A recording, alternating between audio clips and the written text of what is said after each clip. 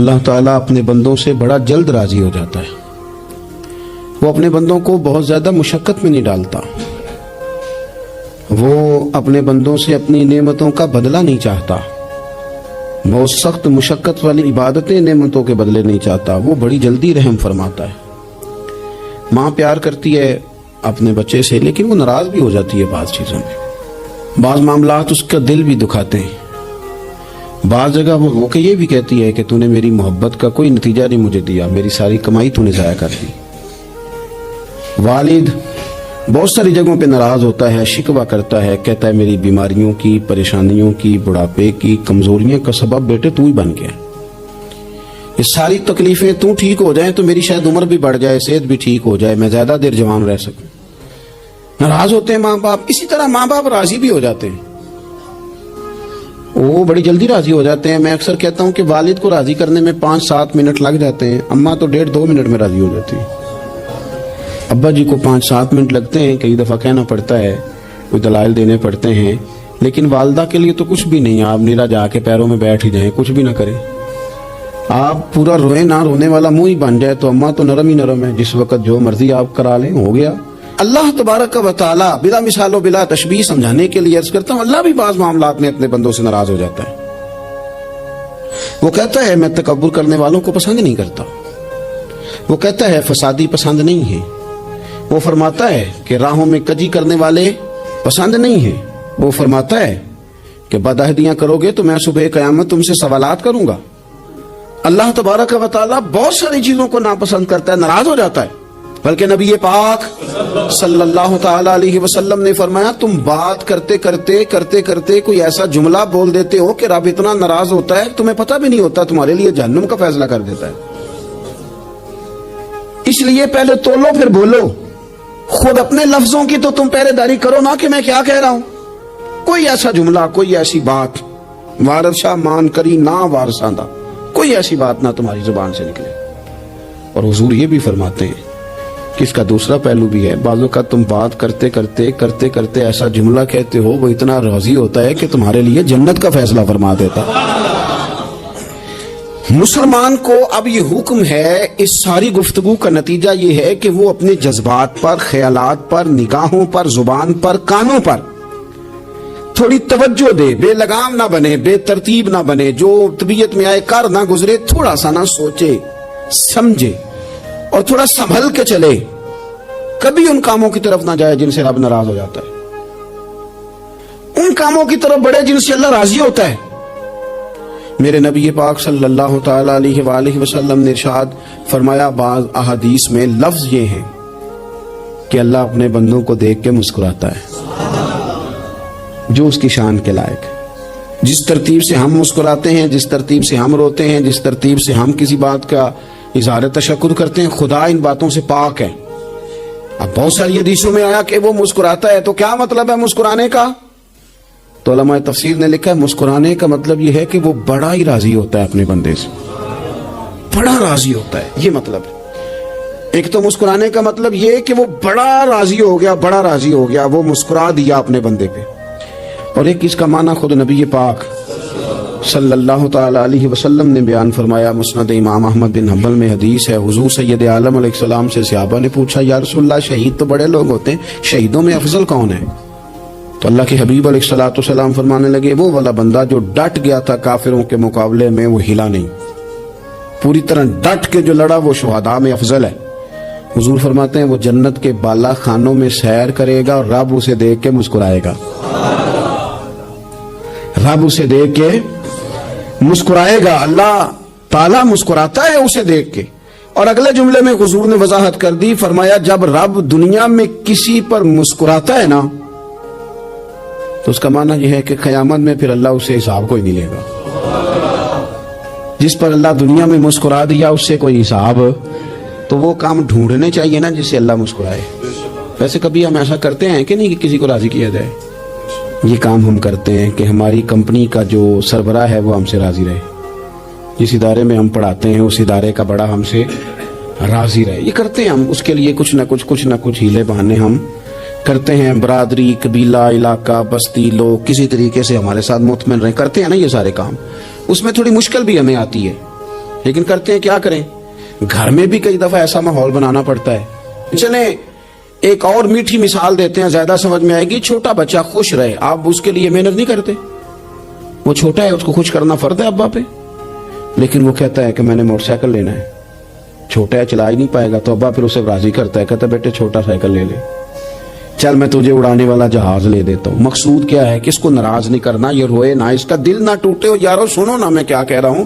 اگر چھوٹے بچے کے لیے وہ چیزیں ڈھونڈتے ہو, میرے ابا جی نا اپنے نواسے کے لیے کھلونا لے کے آئے, تو بچہ بڑا ہی کھیلا, تو ابا جی کہنے لگے لو پیسے پورے ہو گئے میرے.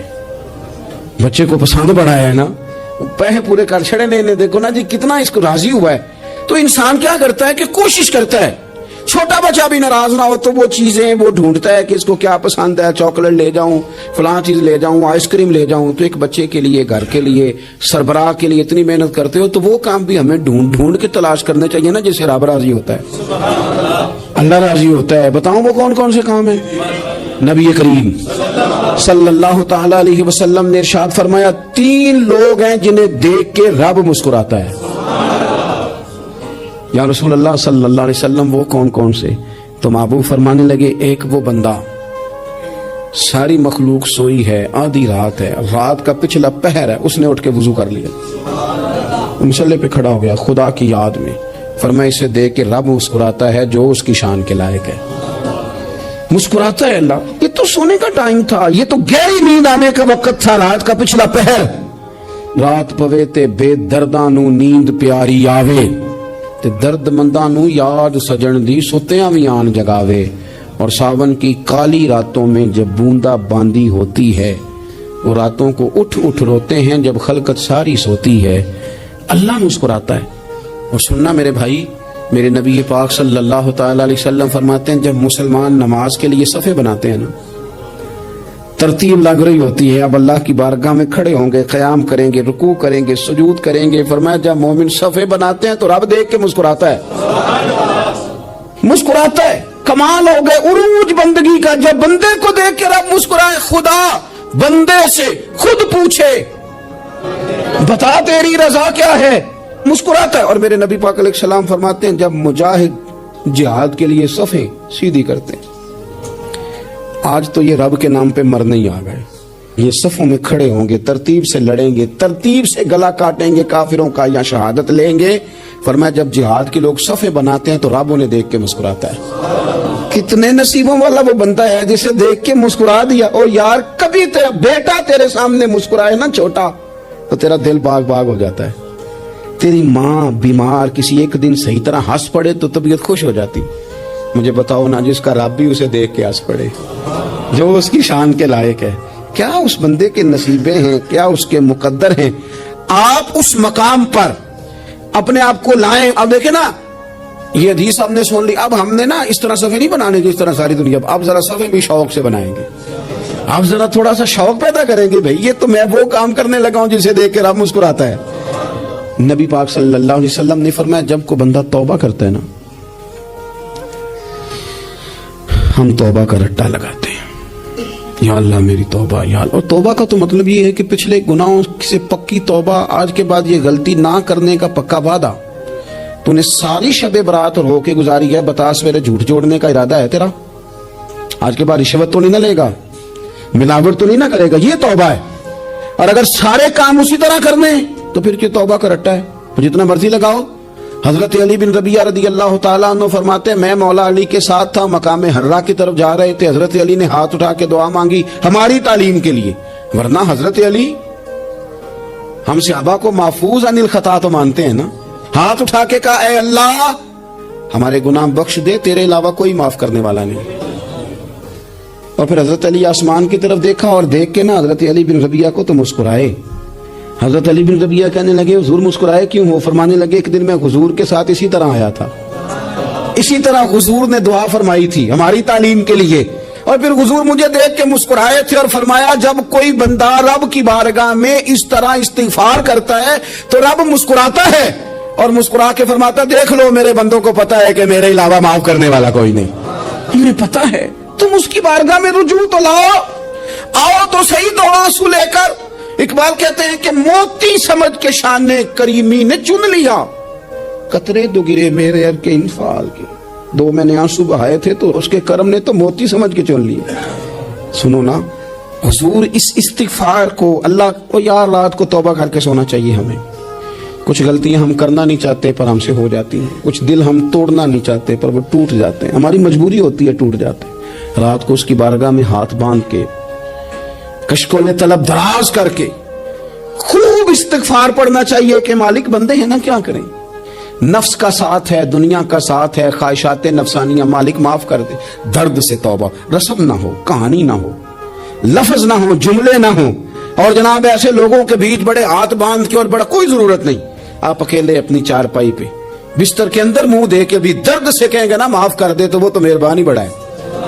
میرے نبی پاک صلی اللہ علیہ وسلم مثال دیتے ہیں، فرمایا ایک آدمی صحرا میں جا رہا، صحابہ سے حضور خطاب کر رہے ہیں، فرمایا ایک آدمی صحرا میں جا رہا تھا، اس نے اپنی اونٹنی پہ کھانا پانی پیسے ہر چیز رکھی ہوئی تھی، صحرا تھا بہت بڑا، درمیان صحرا کے گیا تو تھوڑا سا سستانے کے لیے، آرام کرنے کے لیے اونٹنی سے نیچے اترا۔ اب اس نے اونٹنی کی لگام، اونٹنی کی نکیل اپنے سرہانے کے نیچے رکھی، ہاتھ کے ساتھ پکڑی اور سو گیا۔ تھوڑی ہی دیر کے بعد جب اس کی آنکھ کھلی تو دیکھا اونٹنی غائب ہے۔ صحرا میں وہ پیدل نہ آگے جا سکتا ہے، نہ پیچھے جا سکتا ہے، نہ دائیں نہ بائیں، کھانے کو روٹی نہیں، پینے کو پانی کا قطرہ نہیں، تھوڑا ادھر بھاگا ادھر بھاگا، تھک گیا۔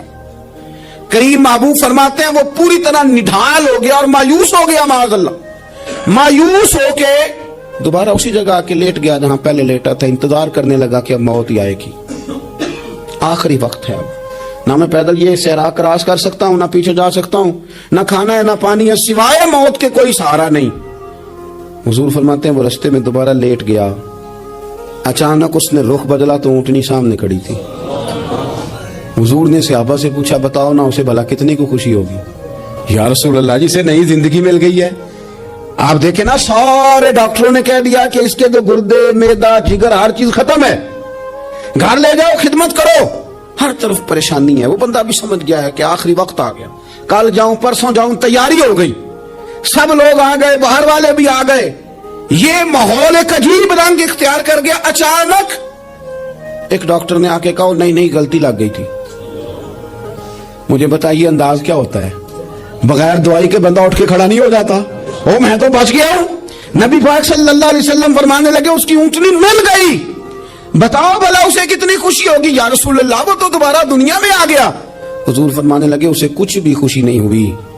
جب کوئی رب کا گناہگار بندہ آ کے توبہ کرتا ہے، رب کو اس سے کئی گنا زیادہ خوشی ہوتی ہے۔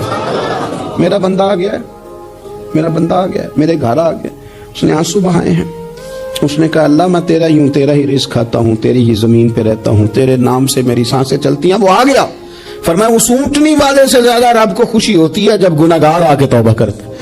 گناہگاروں کے آنسو اس کی بارگاہ میں بڑے مقبول ہیں، لیکن ہم رسم ادا کرتے ہیں، توبہ نہیں کرتے، ہم اپنے آپ کے ساتھ دھوکہ کرتے ہیں، جھوٹ بولتے ہیں۔ ہم بندہ کوئی ناراض ہو جائے تو ہمیں کوئی نہیں نیند آتی، اس کے گھر چلے جاتے ہیں۔ ہم اپنے سارے رشتوں کو تعلقات کو مینٹین کر کے رکھنے کے عادی ہیں، ہمیں پتہ ہے کہ وہاں میں نہیں جا سکا تو بیٹا بھیجتا ہوں، فلاں شادی پہ میں نہیں جا سکا تو بھتیجا بھیجتا ہوں، بھائی بھیجتا ہوں، ہر تعلق کا ہم نے خیال رکھا کوئی روٹھ نہ جائے۔ لیکن کمال ہے نا، یہ نہیں سوچا کہ اگر رب روٹھ گیا تو جب وہ روٹھ جائے نا تو سارے رشتے بھی بندے کے پاس موجود ہوں تو کوئی کرامت نہیں ہوتا، پھر کروڑوں روپیہ جیب میں ہوں تو ڈاکٹروں کی دوائیاں اثر نہیں کرتی۔ وہ روٹھ جائے تو پھر انسان اس طرح سے پھسلتا ہے کہ بڑے بڑے اس کے پاس دروازے ہوتے ہیں پر کسی جگہ اس کا ہاتھ نہیں لگتا۔ خدا را خیال کریں، دنیا روٹتی ہے تو روٹ جائے، رب رسول ناراض نہ ہونے پائیں، اس کا خیال کریں۔ حضور فرماتے ہیں وہ مسکراتا ہے، اسے خوشی ہوتی ہے جب کوئی اس کا بندہ اس کی طرف رجوع کرتا ہے۔ میرے عزیزو، رسول پاک صلی اللہ تعالی علیہ وسلم نے ان لوگوں کے تذکرے کیے جنہیں دیکھ کے رب مسکراتا ہے۔ ہم نا گناہگاروں پر بھی فتویٰ دینے میں جلدی کرتے ہیں اور نیکی پر بشارت دینے میں بھی جلدی کرتے ہیں، حالانکہ یہ ہماری ذمہ داری نہیں۔ پتہ نہیں اللہ تعالیٰ کس کو کب توفیق توبہ دے کے اپنے قریب کر لے، لیکن بڑی جلدی ہے، بڑی جلدی فتویٰ دینے میں۔ اور یہ فتویٰ صرف مفتیوں کا نہیں رہ گیا، یہ میری طرح کے آپ کی طرح کے ڈھیروں لوگ ہیں جنہوں نے جیبوں میں فتوے ڈالے ہوئے۔ بھئی آپ نے کیوں ذمہ داری لے لی ہے جنت میں داخل کرنے کی اور نکالنے کی؟ یہ تو میرے رب کریم کا کرم ہے، وہ جس کو چاہے جب چاہے جتنا چاہے عطا کرے۔ لیکن کچھ لوگ نا بڑے پکے ہو گئے ہیں کہ شاید جو میں سوچ رہا ہوں وہی درست ہے۔ کبھی کبھی کچھ چیزیں عجیب بھی ہوتی ہیں، لہذا خدا کی رحمت پر بھروسہ کر کے بات کرنی چاہیے، اپنی مرضی کے فتوے نہیں داغنے چاہیے۔ وہ دیکھو جی فلانا بندہ یوں کر رہا ہے، آپ کو پتہ ہی نہیں پوری بات کا، آپ کو علم ہی نہیں پوری بات کا۔ حضرت بہاءاللہ نقشبند بخاری رحمت اللہ علیہ فرماتے ہیں میں حج کرنے گیا تو وہاں میں نے ایک آدمی کو کروڑوں کا کاروبار کرتے دیکھا تو میرے دل میں خیال ہے یہاں بھی اللہ اللہ کرنی چاہیے تھی، دنیا داری کر رہا ہے۔ لیکن فرماتے ہیں حج سے فارغ ہوئے تو میں نے دیکھا وہی بندہ سارا کچھ رب کی بارگاہ میں خیرات کر رہا ہے، اور سینکڑوں غریب حاجی ہیں جن کو پورے خرچے دے رہا ہے۔ تو میں نے وہی اپنی سوچ سے توبہ کی کہ میں کہاں تھا۔ بڑی جلدی کھڑے نہ ہو جائیں۔ حضرت حسن بصری رحمت اللہ تعالی علیہ ارشاد فرماتے ہیں کہ میں دریا کے کنارے گیا تو وہاں میں نے ایک شخص کو دیکھا، وہ اپنی ایک خاتون کی گود میں سر رکھ کے بیٹھا اور قریب ایک بوتل بھی پڑی ہے۔ میرے دل میں معاذ اللہ خیال آیا کہ دیکھو کس انداز میں ایک عورت کے ساتھ یہ ہے اور پاس بوتل بھی پڑی ہے، جانے شراب ہے۔ کہتے میں سوچ ہی رہا تھا کہ اچانک ایک کشتی آ رہی تھی دریا میں، وہ ہچ کو لے کھائے، کشتی میں 4-5 لوگ تھے، وہ دریا میں ڈوبنے لگے۔ وہ آدمی تیزی سے اٹھا، دریا میں چھلانگ لگائی، پہلے ایک کو نکالا، پھر دوسرا نکالا، پھر تیسرا نکالا، ایک بندہ رہ گیا۔ کہنے لگا حضور مجھے تو آپ نے گناہگار سمجھا ہے، میں تو بڑے غلط انداز میں یہاں بیٹھا ہوں، آپ نے جو سوچا، چلیں گے چوتھا بندہ آپ نکالنا ہے، کرے نا۔